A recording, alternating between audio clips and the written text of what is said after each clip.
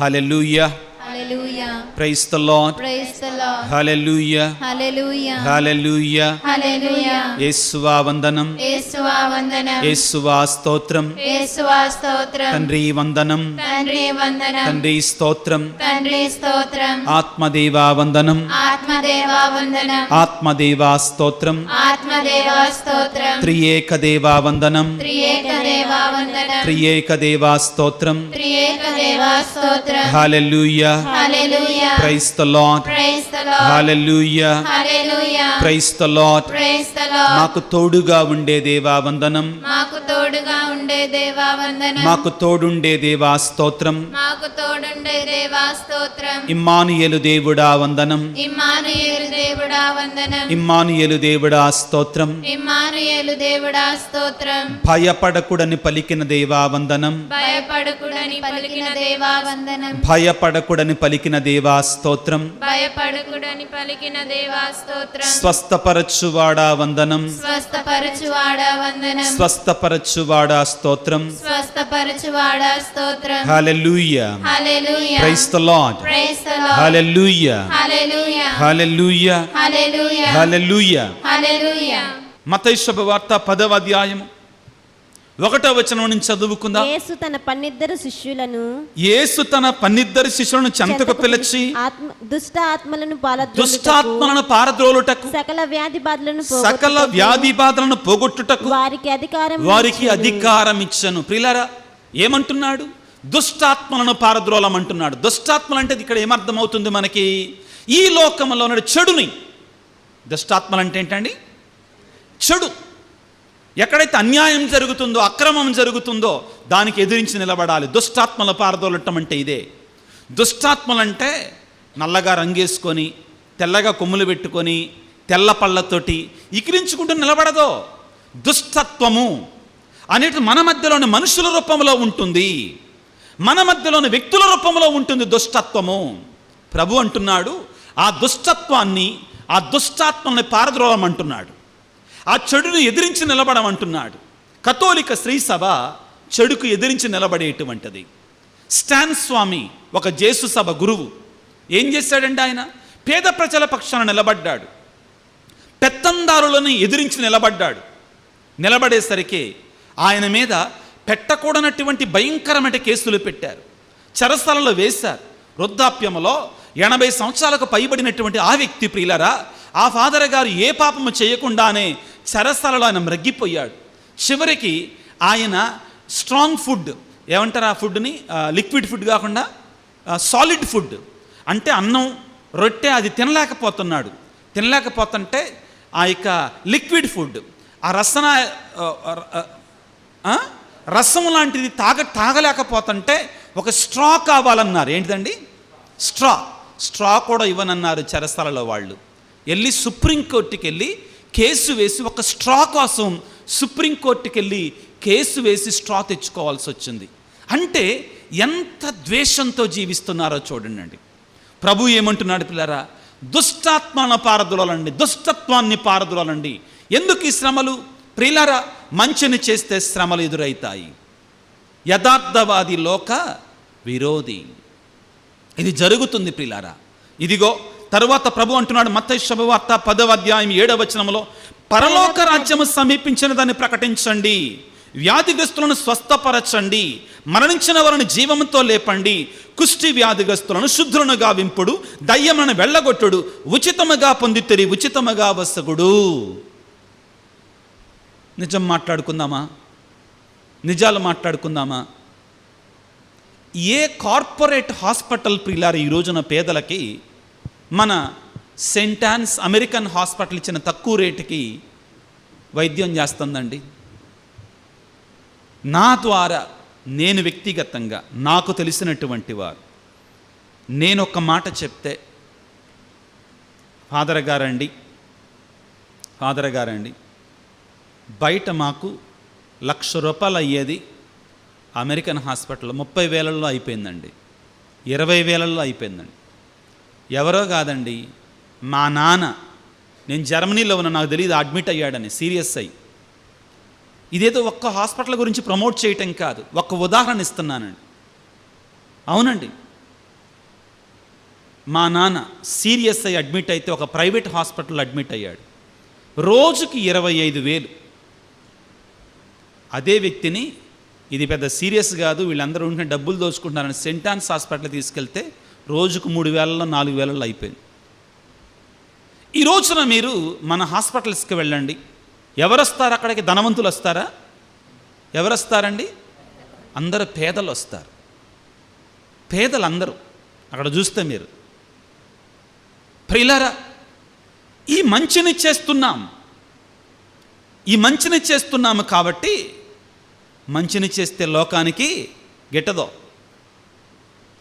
మాకు వైజాగ్లో విశాఖపట్నం మిత్రాసనం నుండి ఫాదర్ పుదుచ్చేరి,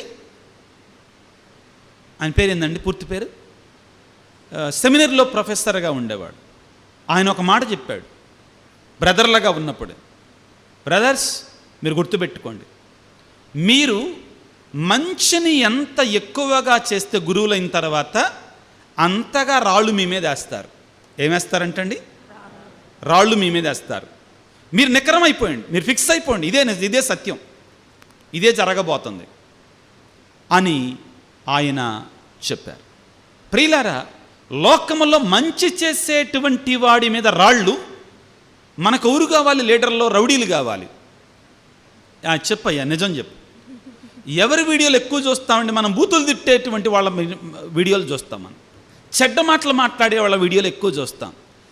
ఒక మాట చెప్తా ఇక్కడి నుంచి, ఏంటంటే అది ఆ వీడియోలో ఎంత చండాలపు మాటలుంటే అంత ఎక్కువ మంది చూస్తారు. ఇది లోకం. ప్రభు ఈరోజు అంటున్నాడు, మీరు పరలోక రాజ్యాన్ని గురించి. ఏంటి పరలోక రాజ్యం? ప్రేమ, క్షమాపణ, మన్నింపు, పశ్చాత్తాపం.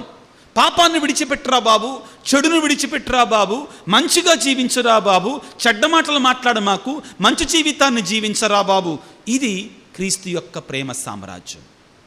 రోగులను స్వస్థపరచండి, పేదలను ఆదరించండి. మీరు పేదలకు పెడితే అది నాకు పెట్టినట్టే. నేను ఆకలితో ఉన్నప్పుడు అన్నం పెట్టితరి, దాహముతో ఉన్నప్పుడు దాహము తీర్చితరి, రోగినై ఉండగా పరామర్శించితరి, వస్త్రహీనుడినై ఉండగా వస్త్రాలను ఇచ్చితరి. ఇది మీరు ఎప్పుడైతే పేదలకు చేస్తారో అది నాకు చేసినట్లే. ప్రభువు చూపినట్టు మార్గం ఇది. ఈ మార్గంలో ప్రయాణిస్తే లోకానికి ఇష్టం లేదు. కాబట్టి ఏమంటున్నాడు ప్రియులకు దేవుని బిడ్డలారా? 17వ వచనాన్ని చదువుకుందాం ప్రియులారా. 10వ అధ్యాయం మత్తయి శుభవార్త 17వ వచనం. మనుష్యులను గూర్చి మిమ్ము బంధించి న్యాయస్థానములకు ఈడ్పించి ప్రార్థనా మందిరములలో కొరడాలతో కొడతారు, జాగ్రత్తగా ఉండండి. కొరడాలతో కొడతారు. దేనికి? మంచిని చేసినందుకు. Don't worry. మదర్ తెరేసా ఏమంటారంటే, నువ్వు మంచిని చేస్తే నీకు కీడు ఎదురైద్ది, అయినా మంచిని చేస్తూనే ఉండు, అయినా మంచిని చేస్తూనే ఉండు. సవాలుతో కూడిన సందేశం, శ్రమలతో కూడిన సందేశం, భయపడవలసినటువంటిది కాదు. ఎందుకని? ఆయన మనకు తోడుగా ఉంటానన్నాడు, ఆయన మనల్ని నడిపిస్తానని పలుకుతున్నాడు. ఈరోజు వాక్యములో ప్రియులారా, ఈనాడు వాక్యములో ప్రభువు స్వయంగా పలికిన మాట ఏమిటండి? మత్తయి శుభవార్త 10వ అధ్యాయం 26వ వచనాన్ని చదువుకుందాం. మనుష్యులకు భయపడవలదు, మనుష్యులకు మీరు భయపడవలదు. 3 సార్లు చెప్తారండి ఈరోజు వాక్యములో. ఆ తర్వాత 28వ వచనాన్ని చదవండి దయచేసి. మత్తయి శుభవార్త 10వ అధ్యాయం 28వ వచనము. శరీరమును మాత్రము నాశనము చేయగలిగి ఆత్మను నాశనము చేయలేని వారికి భయపడవలదో. ఆత్మ ముఖ్యము. శరీరం నాశనం అవ్వచ్చు గాక. ఈ లోకం శాశ్వతం కాదు, ఈ శరీరం శాశ్వతం కాదు. రాజులు గతించారు, రాజ్యాలు గతించారు. మైకల్ జాక్సన్ ఎవరండి? ఏం చేసేవాడు? డాన్సర్, అందరూ తెలుసుగా. ఆయన 150 సంవత్సరాలు బతకాలనుకున్నాడు. ఎన్ని సంవత్సరాలు? 150. తక్కువలో తక్కువ మినిమం ఎన్ని సంవత్సరాలండి? 150 సంవత్సరాలు బ్రతకాలనుకున్నాడు. దానికోసం ఆయన ఒక ప్రత్యేకమైన పెట్టె తయారు చేసుకున్నాడు. Perfect level of oxygen. మనిషికి ఏ లెవెల్లో ఆక్సిజన్ అంతే అది పర్ఫెక్ట్గా మనిషి తయారవుతాడో ఒక ఆక్సిజన్ పెట్టెను తయారు చేసుకున్నాడు. తన కోసం ఒక 12 మంది డాక్టర్లు, ప్రపంచంలోనే అత్యంత ఖరీదైన డాక్టర్లు, బెస్ట్ డాక్టర్స్, అతనికి ఏమైనా కానీ చీమ చిట్టుక్కుమన్నా కానీ ఆయనకి డాక్టర్లు రెడీగా ఉండేవాళ్ళు. మైకేల్ జాక్సన్కి ఇంకా ఆయనకి లంగ్స్, కిడ్నీ, లివర్, హార్ట్ ఇవి ఏదన్నా పాడైతే వెంటనే రీప్లేస్ చేయడానికి ఒక ఆరుగురు ఒక్కొక్క ట్రాన్స్ప్లాంటేషన్ ఇవ్వడానికి అతని బాడీకి సరిపడినటువంటి 6 రెడీగా పెట్టుకున్నాడు అంటండి. ఐఎమ్ నాట్ టెల్లింగ్ జోక్స్, నేను స్టాటిస్టిక్ గణాంకాలు చెప్తున్నానండి. అర్థమైందా? 6 పెట్టుకున్నాడు అంటండి. కానీ ఎన్ని సంవత్సరాలు చచ్చిపోయాడు? 52 సంవత్సరాలు చచ్చిపోయాడు. 52 సంవత్సరాలకి చచ్చిపోయాడు. ఏంటి? ఏం చెప్తుంది? అందరం ఏదో ఒక రోజున మరణించవలసిందే, ఏదో ఒక రోజున చనిపోవలసిందే. కాబట్టి ఈ శరీరాన్ని నాశనం చేసే వాళ్ళకి భయపడకండి. అయితే అంత సులభమేం కాదు, అవునా కాదా? అంత సులభం కాదు. శ్రమలను ఎదుర్కోవటం, కష్టాలను ఎదుర్కోవటం అంత సులభం కాదు. కానీ ప్రభు అంటున్నాడు, మీరు శాశ్వత జీవితము కొరకై, నిత్య జీవితము కొరకై ఎదురు చూడండి. ఈ దేవుని యొక్క రాజ్యాన్ని మీరు వ్యాప్తి చేయటం, అందులో మీరు ఉండేటట్లుగా చూసుకోండి, కంగారు పడకండి. ప్రభు అంటున్నాడు. మరొకసారి చదువమ్మ 28వ వచనాన్ని. మత్తయి శుభవార్త 10వ అధ్యాయం. శరీరమును మాత్రము నాశనము చేయగలిగి ఆత్మను నాశనము చేయలేని వారికి భయపడవలదు. ఆత్మను శరీరమును కూడా నరక కూపమును నాశనము చేయగలగడానికి భయపడండి. ఏంటిదండి? ఆత్మ శరీరాన్ని ఎవరు నాశనం చేస్తారు చెప్పండి? గట్టి చెప్పండి, ఇంకా గట్టి చెప్పాలి. సైతాన్. అయితే ఈ ఆత్మ శరీరం మీద అధికారం దేవునికి ఉంది, అది మర్చిపోకూడదు మనకు. అర్థమైందా? ఈ ఆత్మ శరీరం మీద అధికారం ఎవరికి ఉంది? ఆయనకుంది అధికారం. కాబట్టి మనం భయపడవలసింది ఆయనకి. ఆయనకి వ్యతిరేకంగా పాపం చేయకూడదు, ఆయనకు ద్రోహం చేయకూడదు. హల్లెలూయా, ప్రైజ్ ది లార్డ్, హల్లెలూయా, హల్లెలూయా, హల్లెలూయా. కాబట్టి ప్రియులారా, నా జీవితం ఎవరికి భయపడుతుంది? నా జీవితం దేనికి భయపడుతుంది?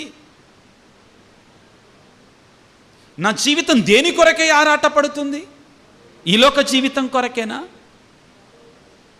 ఆ స్వర్గరాజ్యాన్ని గురించి ఆలోచిస్తున్నామా? ఈనాడు రోమాపత్రికలో పౌలు గారు అంటున్నారు కదా, పౌలు గారు, యేసుప్రభు మన కొరకే మరణించాడు.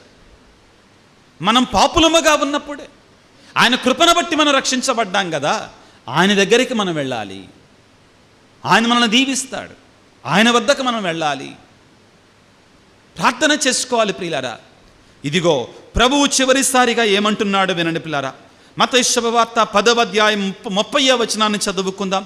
ఇక మీ విషయమున మీ తల వెంట్రుకలన్నీ లెక్కించబడేవని, కావున మీరు భయపడవలదు. దేంటి దీని అర్థం? మీ తల వెంట్రుకలను లెక్కించబడేవని. దేవుడు మీ గురించి అణువణువు కూడా తెలుసు. ఆయనకి మీ గురించి అన్నీ తెలుసు. ఆయన మిమ్ము గురించి శ్రద్ధ వహిస్తున్నాడు, మీ గురించి శ్రద్ధ వహిస్తున్నాడు. ఏమండి, ఉదాహరణకు ఒక మాట చెప్దాం. నీ స్నేహితుడికి ఏదో అవసరం ఉంది, వాడు నీకేం చెప్పలా, వాడు నీకేం చెప్పకుండానే సడన్గా వెళ్ళిపోయి వాడికి నువ్వు సహాయం చేశావు. అరే, నా గురించి నీకు ఎలా తెలుసురా? నా బాధ నీకు ఎలా తెలుసురా? నా గురించి నీకు అన్నీ తెలుసు కదా, నా కష్టం, నా బాధ నువ్వొక్కడవేరా నా గురించి తెలిసినటువంటి వాడివి. ఆ విషయాన్ని ఇక్కడ చెప్తున్నాడు. మీ తల వెంట్రుకలు అన్నీ కూడా ఆయనే తెలుసు. అంటే మీ బాధలు, మీ కష్టాలు, మీ శ్రమలు, మీ కన్నీరు ఆయనకు తెలుసు. నువ్వు అనుకో, మాకు దేవుడు నా ప్రార్థన వింటలేదు, నా శ్రమలు చూడటం లేదు, నా కష్టాలు చూడటం లేదని. ప్రియులారా, కొన్నిసార్లు మన జీవితాల్లో సవాళ్ళు వస్తాయి, అనారోగ్యాలు వస్తాయి, కష్టమే, అంత సులభం కాదు. నేను కూడా వ్యక్తిగతంగా అనుభవించిన వ్యక్తిని. పై మాటలుగా పెదవులతోటి చెప్పే మాటలు కాదు ఇది.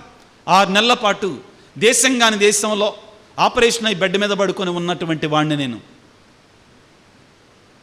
ఎలా ఉంటుందో అనారోగ్యం నాకు తెలుసు.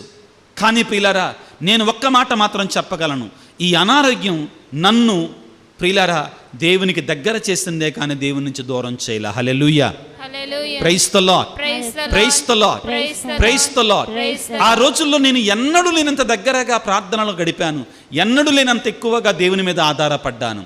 ప్రియులారా, శ్రమలనేటువంటివి, సవాళ్ళనేటువంటివి మనం దేవుని యొక్క హస్తాన్ని చూచేటట్లుగా చేయాలి కానీ దేవుని నుంచి దూరముగా వెళ్ళిపోయేటట్లుగా చేయకూడదు. చివరిగా అంటున్నాడు, ఈ శ్రమలు ఈ సువార్త నిమిత్తమై, ఈ దేవుని యొక్క వాక్యం నిమిత్తమై నీ జీవితంలో శ్రమలు కష్టాలు వస్తున్నాయా? కడవరకు నిలబడు, కడవరకు నిలబడు. అప్పుడు నీకేమవుతుంది? నీకొచ్చే బహుమానం ఏంటి? మత్తయి శుభవార్త 10వ అధ్యాయము 32వ వచనాన్ని చదువుకుందాం. కనుక ప్రజల ఎదుట నన్ను అంగీకరిస్తే పరలోకమందున నా తండ్రి సమక్షమున నేను అంగీకరిస్తాను. వినండి ప్రియులారా, మనకొచ్చే బహుమానం ఏంటండి? జాగ్రత్త వహించాలి. నా వలన, నా వ్యక్తిగత జీవితం వలన ఒకవేళ యేసయ్య నామానికి అవమానం కలుగుతుంటే ప్రార్థన చేసుకోవాలి. దేవా, నాకు శక్తినివ్వయ్యా, నన్ను మార్చుమ రాజా.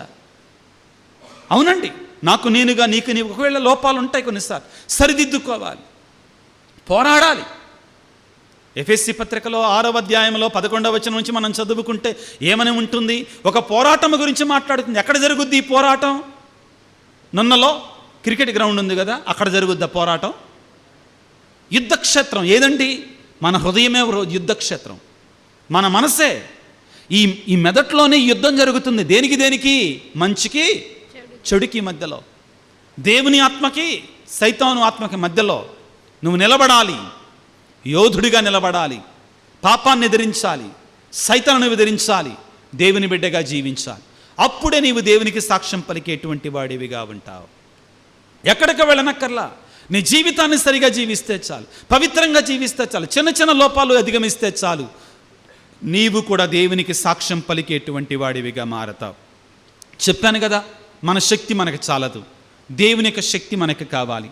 ప్రభు అంటాడు ఈ 10వ అధ్యాయంలోనే, తండ్రి ఆత్మ మీకు తోడుగా ఉండి మిమ్ము బలపరుస్తుంది అన్నాడు. హల్లెలూయా, హల్లెలూయా, హల్లెలూయా.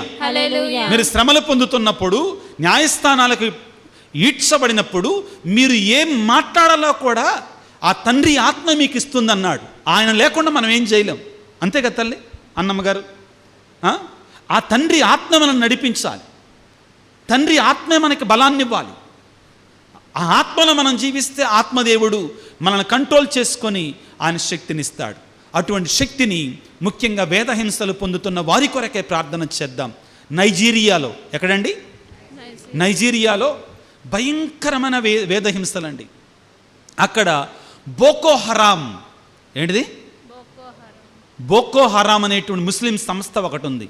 గురువులను చంపేస్తుంది, ఉపదేశకులను చంపేస్తుంది, మఠవాసులను చంపుతున్నారు, క్రైస్తవులను చంపుతున్నారు. అక్కడ బోకో హరాం అనేటువంటి ఇస్లాం సంస్థ ఒకటి చంపేస్తున్నారండి ఇష్టం వచ్చినట్లుగా. కానీ గుర్తుంచుకుందాం, అక్కడే క్రైస్తవ్యం పెరుగుతూ ఉంది ఇంకా. Hallelujah, praise the Lord, praise the Lord, praise the Lord. ప్రియులకు దేవుని బిడ్డలారా, దేవుని వేడుకుందాం. అటువంటి చోట దేవుడి శక్తినివ్వాలని, ఇక్కడ కూడా మనకు కావాల్సినటువంటి సాక్షిభూతమైన జీవితాలు జీవించడానికి కావాల్సినటువంటి అనుగ్రహాన్ని ప్రసాదించమని తలల వంచి ప్రార్థన చేసుకుందాం. సర్వశక్తిమంతుడా, సర్వోన్నతుడా యేసయ్యా, నీకు స్తోత్రాలు, వందనాలు. ఈనాడు మీరు మాకు ఎంతో వివరణాత్మకమైనటువంటి సవాలుతో కూడిన సందేశాన్ని ఇచ్చారు. క్రైస్తవులంగా మేము నీకు సాక్షులముగా జీవించాలి. ఈ సాక్షిభూతమైన జీవితంలో శ్రమలు వస్తాయి, సవాళ్ళు వస్తాయి, కష్టాలు వస్తాయి, కన్నీళ్లు ఉంటాయి. ఇది సులువైనటువంటి పూలబాట కాదు, ఇది కొన్నిసార్లు ముళ్ళబాట అని చెప్తున్నారు. మీకు స్తోత్రాలు తండ్రి, మీకు వందనాలు. అయినను మీరు అంటున్నారు మీరు భయపడవలదని. ఈనాటి వాక్యంలో 3 సార్లు ధైర్యాన్ని ఇచ్చారు. మీకు స్తోత్రం. మీరు మాకు తోడుగా ఉంటారని, మీ ఆత్మను మాకు తోడుగా ఉంచుతారని, మా ఈ యొక్క సాక్షిభూతమైన జీవితంలో ఆ ఆత్మదేవుడే మాతో ఉండి మమ్మల్ని నడిపిస్తాడని మీరు మాకు వాగ్దానం చేశారు. మీ ఆ పరిశుద్ధాత్మ అభిషేకాన్ని మాకు దయచేయండి. మీ పరిశుద్ధాత్మ అభిషేకంతో మమ్మల్ని నింపండి. నీకు సాక్ష్యం పలికే బిడ్డలముగా శ్రమలు ఎదురైనప్పుడు, కష్టాలు ఎదురైనప్పుడు, సవాళ్ళు ఎదురైనప్పుడు మేము భయపడకుండా ప్రభువా నీ ప్రేమకు, నీ క్షమకు, నీ ప్రేమకు, నీ కారుణ్యానికి సాక్ష్యం పలికేటువంటి విధంగా మమ్మందరిని దీవించండి తండ్రి. ఈనాడు ఈ వాక్య పరిచయలో పాల్గొంటున్న నీ బిడ్డలందరినీ దీవించండి తండ్రి. ప్రభువా ఏ బిడ్డ ఏ తలంపుతో ఉద్దేశంతో వచ్చారో వారందరిని దీవించండి. వారి తలంపులను దీవించి ఆశ్రయించి కాపాడి నడిపించమని మనాదుడైన యేసయ్య పరిశుద్ధ నామమున అడిగి వేడుకొనుచున్నాము తండ్రి. ఆమేన్.